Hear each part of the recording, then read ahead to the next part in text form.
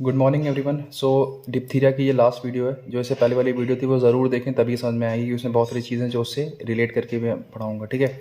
सो हम लोगों ने सब कुछ पढ़ लिया था कि डिप्थीरिया कैसा है, उसका पैथोजेनेसिस होता है, ठीक है, क्या क्या सिम्टम्स आते हैं, कितने टाइप का होता है, स्किन डिजीज़ की फॉर्म में मैनिफेस्ट कर सकता है या फिर सिस्टमिक फॉर्म में मैनिफेस्ट कर सकता है या फिर नॉर्मली वो जो करता है फेरेंजाइटिस की फॉर्म में मैनिफेस्ट कर सकता है।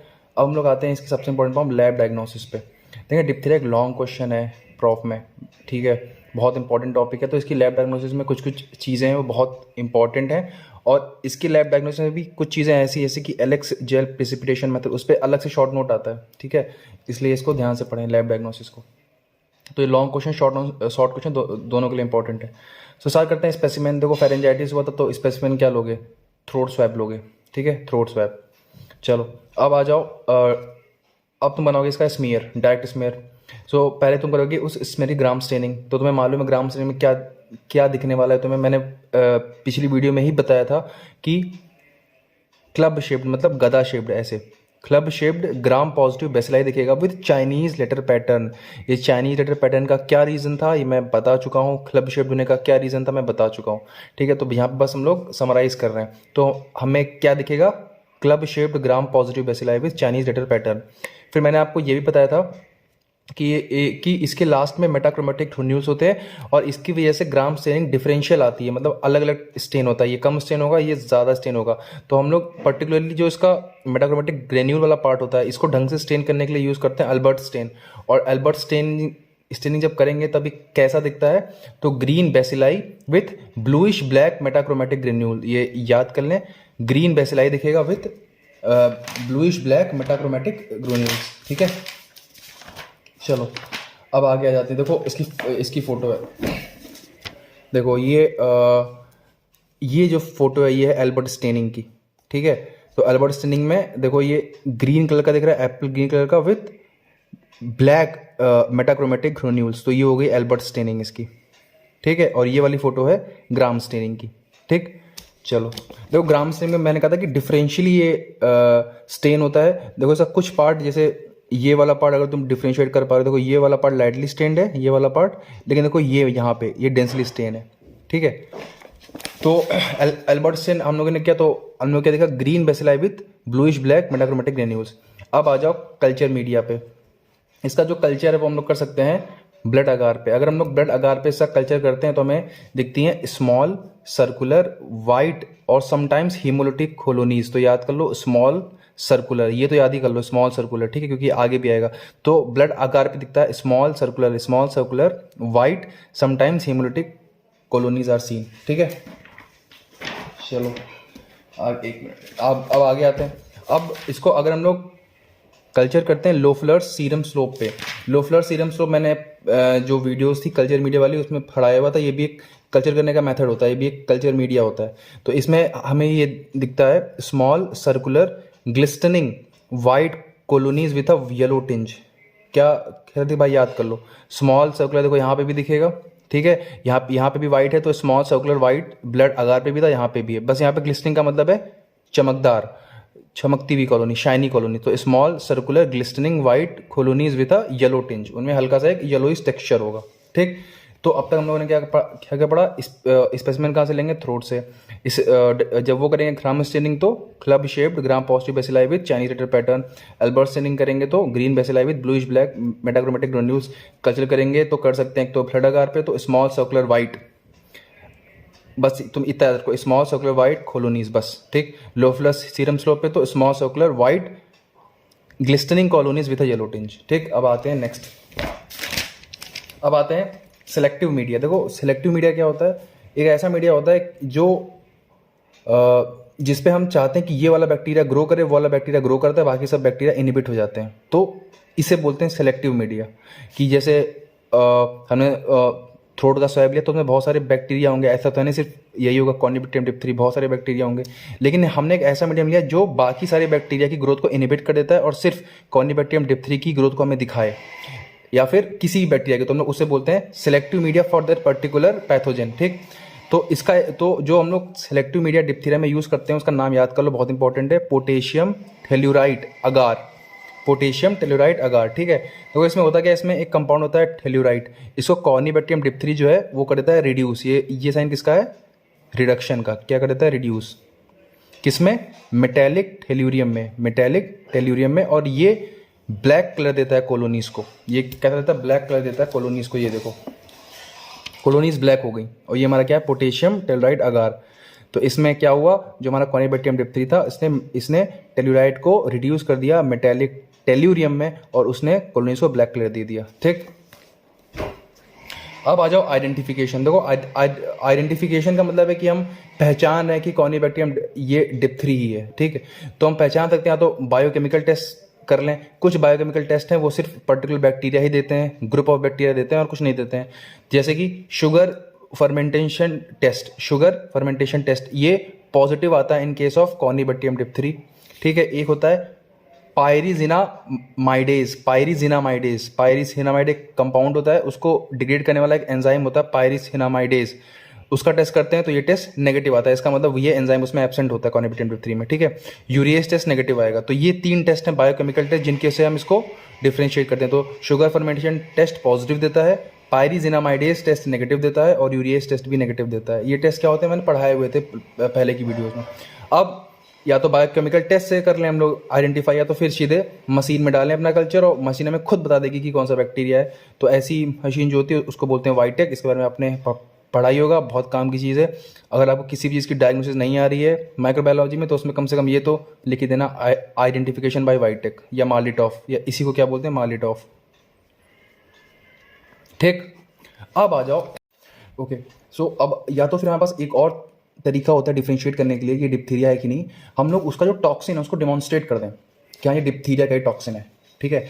सो उसके लिए हम लोग एक मेथड यूज़ कर सकते हैं, एलेक्स जेल प्रेसिपिटेशन मेथड। देखो जो एलेक्स जेल प्रेसिपिटेशन मेथड होता है, ये अपने आप में एक शॉर्ट क्वेश्चन भी आता है और लॉन्ग क्वेश्चन। अगर पूरा डिप्थीरिया आएगा तो लॉन्ग क्वेश्चन आएगा। तो तुम समझो कि टीचर जो है तुम्हारा, अगर उसने वो डिप्थीरिया का क्वेश्चन दिया है तो तुमसे क्या क्या देखना चाहता है तुम्हारी कॉपी में लिखा हुआ।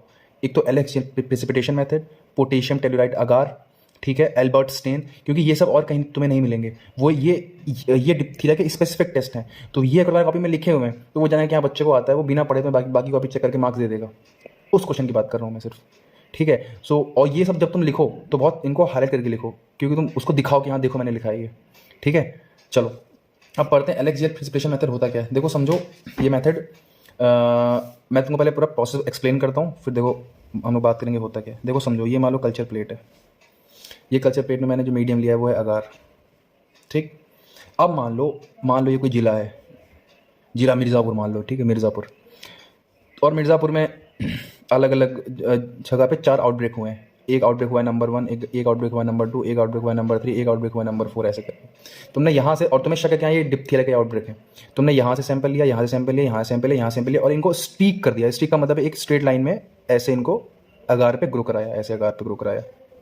मिर्ज़ापुर से सैंपल लिया था तुमने, ठीक। ये 1 है, 2 है, 3 है, 4 है, और तुमने देखा कि एक और सैंपल हमें मिला है, उसमें 5 भी है, मान लो 5वां भी है एक, ठीक, स्टेन 5वां। फिर हम क्या करेंगे, फिर हम एक फ़िल्टर पेपर लेंगे, ठीक, और उस फिल्टर पेपर में डालेंगे एंटीटॉक्सिन मतलब ये जो सारे टॉक्सिन्स हैं इनका एंटीडोट हम लेंगे और उसको फिल्टर पेपर डालेंगे, और उस फिल्टर पेपर को हम क्या करेंगे, सोक करके इस प्लेट के सेंटर में रख देंगे। अंग्रेजी बोले तो the stain is isolated and is stuck on to a media. कौन सा मीडिया है, agar, which contain filter paper soaked with antitoxin. This is filter paper soaked with antitoxin, ठीक। बेसिक हमारा एम क्या है, हम ये जानना चाहते हैं कि यार ये जो आउटब्रेक 1 है, 2 है, 3 है, 4 है, ऐसा तो नहीं कि एक ही डिप्थीरिया टॉक्सिन की वजह से हो रहे हैं। देखो डिप्थीरिया टॉक्सिन अलग अलग टाइप के होते हैं, टाइप 1, टाइप 2, टाइप 3, टाइप 4, कई टाइप के होते हैं। देखो एक चीज़ समझ लो माइक्रोबायोम, ऐसा नहीं कि मैंने बोल दिया कॉर्निबैक्टीरियम डिप्थरी तो एक ही बैक्टीरिया होता है, वो तुमसे जहाँ देखोगे वो तुम्हें वैसा दिखेगा, नहीं। बैक्टीरिया के कई स्ट्रेन होते हैं, तो अलग अलग स्ट्रेन अलग अलग टाइप के टॉक्सिन प्रोड्यूस करते हैं। हालांकि कई सारे टॉक्सिन्स के इफेक्ट सेम ही रहते हैं वो, बस, लेकिन उनके स्ट्रेन्स अलग हैं। स्ट्रेन्स का मतलब क्या है कि तुम समझ लो उनके प्रोटीन्स में हल्का फुल्का डिफरेंस रहता है, ठीक है, प्रोटीन के सीक्वेंसेस में। तो हमने क्या किया, अब देखो, अब ये सब स्ट्रेन अगर टॉक्सिजेनिक हैं, पहली बात तो अगर ये सारे स्ट्रेन टॉक्सिजेनिक हैं तो ये क्या बनाते हैं, ये बनाते हैं प्रेसिपिटेशन बैंड, और वो होता है एरो शेप का बनाते हैं प्रेसिपिटेशन बैंड, एरो शेप का, ठीक। अच्छा, तो इसने बनाया एक प्रिसिपिटेशन बैंड एरो शेप का, इसने भी बनाया, इसने भी बनाया, लेकिन इसने नहीं बनाया। इसका मतलब ये वाला जो हमारा डिप्थीरिया का वो है स्ट्रेन, ये नॉन टॉक्सिजेनिक है। जो टॉक्सिजेनिक होंगे वही सिर्फ प्रिसिपिटेशन बैंड्स बनाते हैं, प्रिसिपिटेशन बैंड्स। प्रिसिपिटेशन बैंड होते क्या, बेसिकली टॉक्सिन और एंटीटॉक्सिन की रिएक्शंस जब वो होती हैं तो अगार का वहाँ पे कलर चेंज हो जाता है और हम लोग उसी को क्या बोलते हैं, प्रिसिपिटेशन बैंड। ठीक, अब देखो तुम समझो, मान लो तुमने देखा कि ये जो इसका एरो है और इसका एरो है 1 और 2 का एरो ऐसे जा रहा है, 1 का एरो ऐसे जा रहा है, दोनों ने एक दूसरे को क्रॉस कर दिया। क्रॉस कर दिया तो तुम समझ लो कि ये वाला स्ट्रेन और ये वाला जो स्ट्रेन है, ठीक है, ये नॉन आइडेंटिकल स्ट्रेन्स हैं। मतलब ये वाला आउटब्रेक किसी और की वजह से हुआ था और ये वाला आउटब्रेक किसी और चीज़ की वजह से, मतलब किसी और टॉक्सिन की वजह से हुआ था। हुआ तो डिप्थीरिया की वजह से था लेकिन किसी और टॉक्सिन की वजह से हुआ था, तो तुम क्या बोलेंगे कि they are non related strains. ठीक है, अच्छा, अगर मान लो कि जो 2 का प्रिसिपिटेशन बैंड था और 3 का प्रिसिपिटेशन बैंड था वो कुछ ऐसे मीट करे कि जैसे ये मिले तो 2 की ग्रोथ रुक गई लेकिन इसकी ग्रोथ अभी भी हो रही है। तो इसका मतलब ये दोनों जो स्ट्रेन है ये पार्शली रिलेटेड हैं। क्या है, पार्शली आइडेंटिकल है, पार्शली रिलेटेड स्ट्रेन्स हैं। ठीक, अब अगर ये मान लो कि ये 3 और 4 में आ जाओ और इनके प्रिसिपिटेशन बैंड्स बिल्कुल ऐसे आगे रुक गए, जहां मिले वहीं पे रुक गए, एग्जैक्टली एक ही जगह पे रुक गए, तो तुम समझ जाना कि ये दोनों स्ट्रैंड जो है 3 और 4 ये बिल्कुल आइडेंटिकल स्ट्रेन्स हैं, आइडेंटिकल स्ट्रेन्स हैं। अच्छा, हम इतनी जो कर रहे हैं इतना माथापच्ची वो कर क्यों रहे हैं, क्योंकि यार देखो अगर ये स्ट्रेन अलग होगा, ये स्ट्रेन अलग होगा, ये स्ट्रेन अलग होगा, तो उनके लिए अलग अलग एंटीबॉडीज हम दे सकते हैं, एंटीबॉडीज बता रहा हूँ सॉरी, एंटीबायोटिक्स दे सकते हैं, मेडिसिन दे सकते हैं। तो मेडिसिन देने के लिए कि भैया स्पेसिफिकली इस स्ट्रेन के लिए मेडिसिन इस एरिया में दो, इसके लिए इस एरिया में दो, इसके लिए इस एरिया में दो, ऐसे करके समझ बात। तो इसलिए हम लोग ये सब कर रहे हैं और ये वाला तो नॉन टॉक्सिजेनिक ही है। तो तुम समझ जाओ कि तुम्हें 3 केसेस मिल सकते हैं। ठीक है, सबसे पहला तुम्हें मिल सकते हैं क्रॉस ओवर्स। क्रॉस ओवर, अगर तुम्हें क्रॉस ओवर मिल रहा है इसका मतलब अनरिलेटेड स्ट्रेन्स हैं। ये क्या है, अनरिलेटेड स्ट्रेन्स। ठीक, फिर अगर तुम्हें मिल रहे हैं स्पर फॉर्मेशन, स्पर का मतलब एक की ग्रोथ हुई, एक की रुक गई और लेकिन एक की चल रही है। ठीक, इसे हम लोग बोलेंगे पार्शियली रिलेटेड स्ट्रेन। और लास्ट है फ्यूज्ड विथ ईच अदर, तो इसका मतलब है टोटली रिलेटेड स्ट्रेन। ठीक, इसकी इंग्लिश आई होप आप लोग लिख लेंगे क्योंकि मैं खुद इन समय ज़्यादा यकीन नहीं करता नहीं हूँ इंग्लिश बोलने और लिखवाने में। तो मैं एक बार एक्सप्लेन कर दे रहा हूँ फिर से कि हमने एक अगार लिया, उस पर डिफरेंट जो स्ट्रेन से डिप किया कि उनकी स्टीकिंग कर दी, फिर एक फिल्टर पेपर लिया, इसमें एंटीटॉक्सिन था, उसको सोक करके बिल्कुल सेंटर में लगा दिया। इन दोनों में रिएक्शन हुई, प्रिसिपिटेशन बैंड की फॉर्मेशन हुई। अगर वो प्रिसिपिटेशन बैंड एक दूसरे को क्रॉस कर गए तो ये दोनों स्ट्रेन अनरिलेटेड थे, स्पर बना तो पार्शियल रिलेटेड थे, अगर बिल्कुल फ्यूज होकर रुक गए तो टोटली रिलेटेड स्ट्रेन हैं। समझ आई बात, ये कि हमारा टॉक्सिन का डेमोन्स्ट्रेशन। अब आते हैं नेक्स्ट चीज पर, ये हमारा लैब डायग्नोसिस खत्म हो गई डिप्थीरिया। क्या बात है इसके वैक्सीनेशन पे, देखो वैक्सीनेशन बहुत इंपॉर्टेंट है डिप्थीरिया का, क्योंकि और वैक्सीनेशन हम लोग क्या यूज करते हैं, तो डिप्थीरिया टॉक्सॉइड यूज कर सकते हैं और वो यूज करते ही है। मैंने आपको एक्सप्लेन करा था लास्ट वीडियो में कि टॉक्सॉइड क्या होता है। ठीक है, फिर लेकिन जो इसका वैक्सीनेशन होता है is not effective for prevention of cutaneous diphtheria and elimination of carrier stage. अगर कोई कैरियर है तो ये उसको नहीं रोक पाएगा और क्यूटेनियस डिप्थीरिया है तो नहीं रोक पाएगा। क्यूटेनियस डिप्थीरिया क्या होता है मैं लास्ट वीडियो में एक्सप्लेन करा था, ठीक है, तो जाके देख लेना। अब आ जाओ टाइप्स पे, देखो वैक्सीन कई टाइप की हो सकती है, या तो सकती है सिंगल टाइप की कि उसमें सिर्फ डिप्थीरिया का टॉक्सॉइड है और कुछ भी नहीं है, only diphtheria toxoid is present, या तो कि कंबाइंड वैक्सीन। कंबाइंड वैक्सीन का मतलब है डीपीटी, इसमें हमने डिप्थीरिया का टॉक्सॉइड लिया है, पर्टूसिस का टॉक्सॉइड लिया है और टिटनस का टॉक्सॉइड लिया है। ऐसा क्यों करते हैं, 2-3 मिक्स क्यों करते हैं, पैसे की बात है, पहली बात तो पैसा बचेगा। दूसरी चीज क्या है कि ये जो पर्टूसिस होता नहीं होता एडजुवेंट, एडजुवेंट का मतलब होता है इम्यूनो बूस्टर, ये इन दोनों की इफिशिएंसी को इंक्रीज कर देता है। ठीक, एक होता है फिर थर्ड इसका कंबाइंड में आता है, देखो मेन डीपीटी याद रखना और पेंटावेंट याद रखना, बाकी सब सुनते रहो। फिर है डीएपीटी, इसमें हम लोग लेते हैं डिप्थीरिया का टॉक्सॉइड, टिटनेस का टॉक्सॉइड और ए सेलुलर पर्टूसिस। देखो जो पर्टूसिस का टॉक्सॉइड था यहाँ पे हम पूरा टॉक्सॉइड ले रहे थे, यहाँ पे हम लोग क्या करते हैं कि जो हमारा पर्टूसिस का बैक्टीरिया है, ठीक है, उसकी पूरी सेल नहीं ले रहे हैं, मतलब पूरा जो सेल है वो नहीं ले रहे हैं, उसके सिर्फ कुछ स्पेसिफिक प्रोटीन्स ले रहे हैं, तो ए सेलुलर पर्टूसिस होता है। ठीक है, डीएपीटी। तो जो टी डी, देखो टी ए कैपिटल डी है और ये डी स्मॉल डी है, तो इसमें देखो इसमें टिटनेस का टॉक्साइड लेते हैं और डिप्थीरिया का टॉक्साइड लेते हैं, लेकिन इसकी मात्रा कम होती है, देखो नॉर्मल हम लोग लेते हैं नॉर्मल, जैसे कि डीपीटी में डिप्थीरिया होगा कम से कम 25 फ्लोकुलेशन यूनिट, ये बस एक यूनिट होती है जो हम लोग वैक्सीनेशन के टाइम पे वो करते हैं। ठीक है, तो इसमें होता है डिप्थीरिया 25 फ्लोकुलेशन यूनिट, लेकिन टीडी जो स्मॉल डी है इसमें होता है सिर्फ 2 लिमिट्स ऑफ फ्लोकुलेशन या फिर फ्लोकुलेशन लिमिट। ठीक है, सिर्फ 2 होता है। लास्ट है पेंटावेलेंट, देखो पेंटावेलेंट जो वैक्सीन होती है इसमें डीपीटी होती है, ये तो होती है मतलब diphtheria, pertussis, toxoid plus hepatitis भी लेते हैं प्लस हीमोफिलस इन्फ्लुएंजा, तो ये इन 5 चीजों के लिए वैक्सीन होती है, diphtheria, pertussis, tetanus, hepatitis B और हीमोफिलस इन्फ्लुएंजा। ठीक, अब आ जाओ एडमिनिस्ट्रेशन में कैसे हैं, देखो 7 डोजेस लगाते हैं और डीपीटी का administration under national immunising schedule है, बहुत इंपॉर्टेंट है, मतलब ये आपको याद होना ही होना चाहिए। टोटल 60 डोजेस देते हैं। पहली डोज देते हैं बच्चे को 6th वीक में, दूसरी देते हैं 10th वीक में, तीसरी देते हैं 14th वीक में, चौथी देते हैं 16 से 24 मंथ पे, पांचवी देते हैं हम लोग 5वें साल पे बच्चे को। तो ये 5 डोजेस हो गई। ये यहाँ पे हम लोग डिप्थीरिया के लिए बच्चे को वैक्सीनाइज कर रहे हैं। कौन सी वैक्सीन देंगे, डीपीटी की। जो बूस्टर डोजेज होती हैं उसमें हम लोग डिप्थीरिया नहीं टीडी यूज़ कर सकते हैं, टीडी यूज़ कर सकते हैं, लेकिन डिप्थीरिया तो दे रहे हैं ना, तो इसीलिए मैंने कहा था कि 7 डोजेज। जो टीडी होती है ये बूस्टर डोज होती है और ये 10वें साल पे लगती है बच्चे को और 16वें साल पे लगती है। ठीक, साइड कहाँ होती है, intra muscular anterolateral aspect of left thigh. ये बच्चा है, मान लो, तो एक बात समझ लो, तुमको एक चीज़ बता दे रहा हूँ, ये याद रखो। मान लो ये बच्चे का लेफ्ट है, ये बच्चे का राइट है, ये बच्चे का मुंह है। बच्चे को मुंह में 2 वैक्सीन देते हैं, ठीक है, एक है पोलियो, एक है रोटा वायरस। याद कर लो, तुम्हारे काम की चीज़ है, नेशनल इम्यूनाइजेशन शेड्यूल में आता है सब। जो बच्चे की लेफ्ट आर्म है, लेफ्ट आर्म, उसमें हम लोग देते हैं बीसीजी और जेई की वैक्सीन। जो बच्चे की राइट आर्म है, इसमें देते हैं मीजल्स, रुबेला, एमआर की और फ्रैक्शनेटेड आईपीवी, याद कर लेना बाद में। जो लेफ्ट थाई है, लेफ्ट थाई बच्चे की, इसमें लोग देते हैं डीपीटी, पेंटावेलेंट और टीडी, तीनों ये देते हैं लेफ्ट थाई पे। और जो राइट थाई है, इस पे हम लोग देते हैं pneumococcal vaccine, PCV, pneumococcal vaccine. ठीक है, ये ज्ञान की बात थी, ये याद कर पाओ तो याद करो, फिलहाल इसकी साइड याद ही रखना, एंड्रोलेटर एस्पेक्ट ऑफ थाई। ठीक है, सो हम लोग का डिप्थीरिया कंप्लीट हो गया है, पूरा खत्म हो गया है।